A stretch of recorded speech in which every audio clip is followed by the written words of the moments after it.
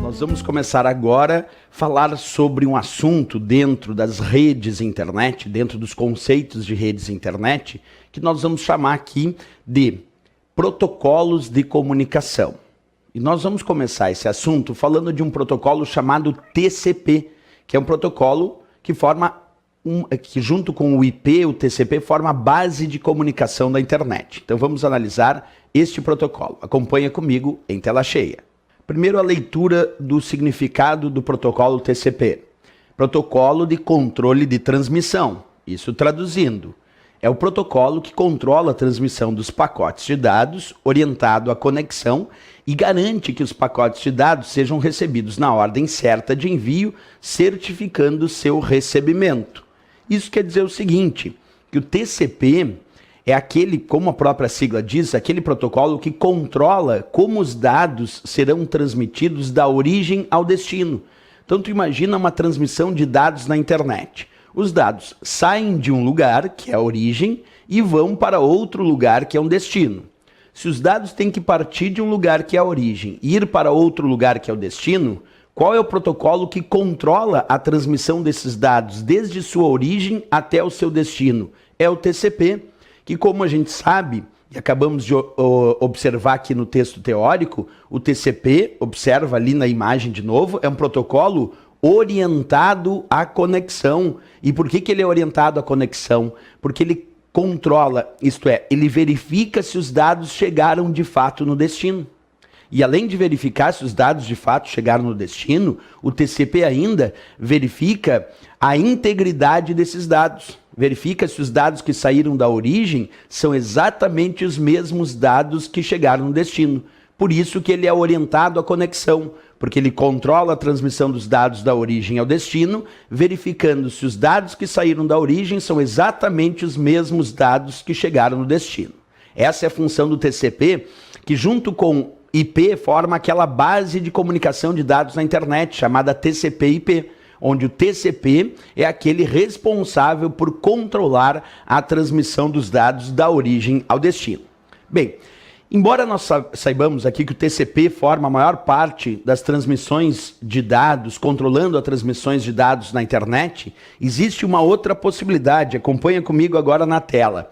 A possibilidade de algumas transmissões de dados usarem a base UDP em vez da base TCP. Então, nem todas as transmissões de dados vão usar a base TCP. Algumas transmissões de dados na internet podem usar uma base chamada UDP. Vamos observar, então, o significado aí de UDP, acompanhando comigo o texto. Então, é o protocolo que vai também transmitir dados. Protocolo, nesse caso, não orientado à conexão, que fornece um caminho direto e rápido para enviar e receber dados. Não verifica a integridade dos dados e nem se estes foram realmente recebidos. Está aí a grande diferença entre o TCP e o UDP. Lembra, o TCP é orientado à conexão, porque verifica a integridade dos dados e verifica também se os dados chegaram naquele destino. O caso do UDP, observa lá, não orientado à conexão. O UDP não verifica se os dados chegaram no destino e também não verifica a integridade dos dados. Quer dizer, não verifica se os dados que saíram da origem são exatamente os mesmos dados que chegaram no destino. Na comparação, então, entre TCP e UDP, obviamente o TCP é mais confiável do que o UDP, porque o TCP é orientado à conexão e verifica se os dados chegaram no destino. O UDP não orientado à conexão, porque não verifica se os dados chegaram no destino e não verifica a sua integridade. Essa é a grande diferença entre usar transmissões com base TCP, mais confiável, e transmissões com base UDP, não tão confiável por não ser orientado à conexão. Beleza.